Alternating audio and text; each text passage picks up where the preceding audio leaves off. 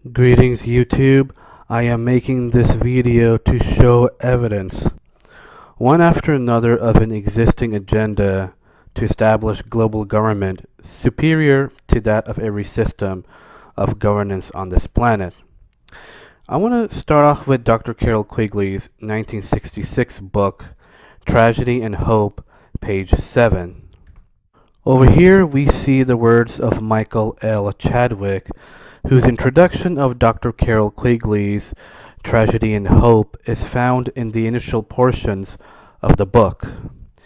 In it, Michael L. Chadwick tells us the following, and I quote, "While serving as the editor of a scholarly journal on international affairs, director of the Center for Global Studies, and foreign policy advisor for a key U.S. senator in Washington, D.C., I conducted over 1,000 interviews with influential world leaders, government officials, military generals, intelligence officers, scholars, and businessmen, including corporate CEOs and prominent international bankers and investment bankers. I went through over 25,000 books and over 50,000 documents. I learned for myself that the professor was telling the truth." Unquote.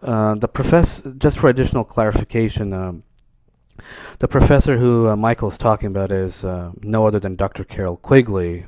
And now, quoting the highlighted portion from the book, and again, these underlinings and highlightings were all done by me on the PDF file.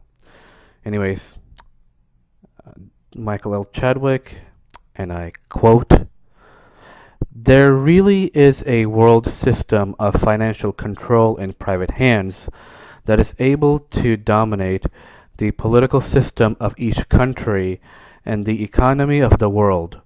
I call this system the World Trade Federation. It is an ultra-secret group of the most powerful men on the earth. They now control every major international institution, every major multinational and transnational corporation, both public and private, every major domestic and international banking institution, every central bank, every nation-state on earth, the natural resources on every continent, and the people around the world through complicated interlocking networks that resemble giant spider webs." Unquote. Now, proceeding on to page 324 of Tragedy and Hope, and again, reading the highlighted portion, I quote Dr. Carol Quigley. "In addition to these pragmatic goals, the powers of financial capitalism had another far-reaching aim, nothing less than to create a world system of financial control in private hands, able to dominate the political system of each country and the economy of the world as a whole." Unquote. Now, moving on to U.S. Senator Barry Goldwater's 1979 book, With No Apologies, quoting from page 284 from With No Apologies, and I quote, "In my view, the Trilateral Commission represents a skillful, coordinated effort to seize control and consolidate the four centers of power: political, monetary, intellectual, and ecclesiastical. All this is to be done in the interest of creating a more peaceful, more productive world community. Throughout my public life and in these pages, I have refrained from judging other men's motives. I have no hesitancy about judging their wisdom and the results of the actions." Unquote. And moving on to page 285 of the same book, I quote, "What the Trilaterals truly intend is the creation of a worldwide economic power superior to the political government of the nation states involved. They believe the abundant materialism they propose to create will overwhelm existing differences.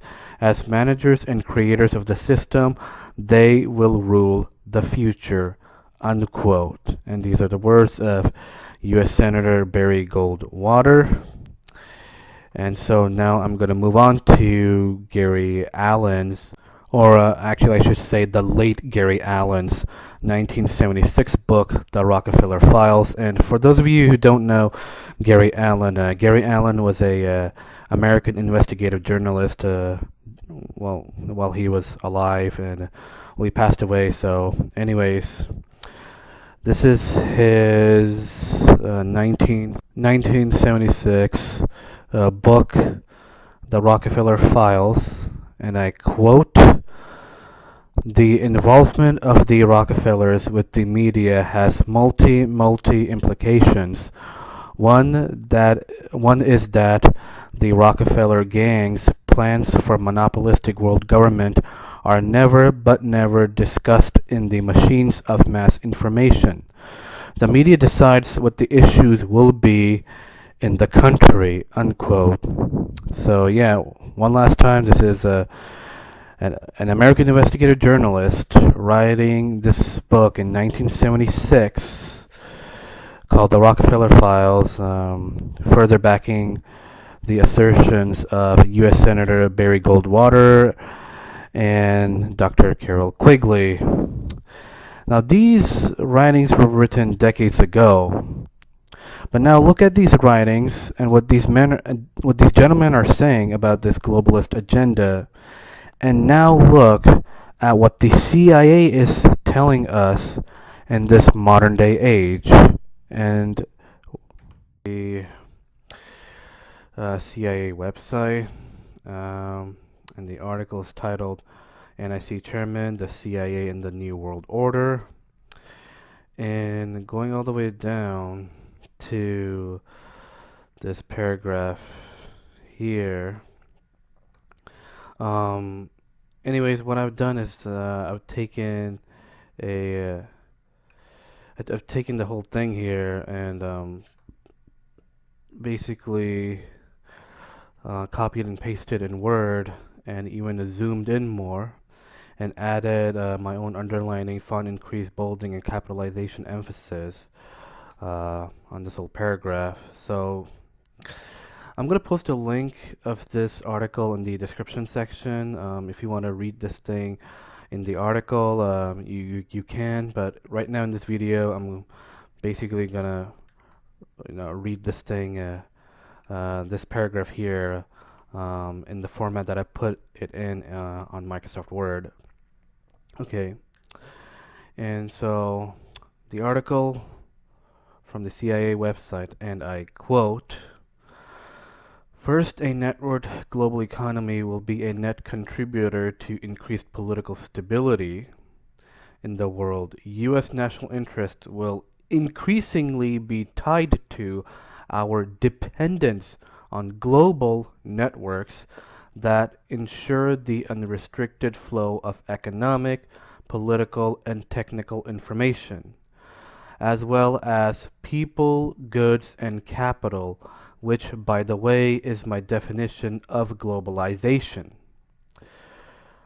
I recently read that an American electronics producer had put on a shipping label the following statement: "Made in one or more of the following countries: Korea, Hong Kong, Malaysia, Singapore, Taiwan, Thailand, Indonesia, or the Philippines." The exact country of origin is unknown. This, in fact, is not surprising when we appreciate the growing impact of a global economy driven by information technology, unquote. So, based on what I've read to you guys from U.S. Senator Barry Goldwater's words, as well as Dr. Carol Quigley's words, combined, I think you can connect the dots between what the CIA is saying currently in 2015 with what I have read to you from U.S. Senator Barry Goldwater's words and Dr. Carol Quigley's words. You know, I'm hoping you guys will be able to connect the dots between these three things. And yeah, so anyways, I am going to be ending this video, and I will hereby be signing off.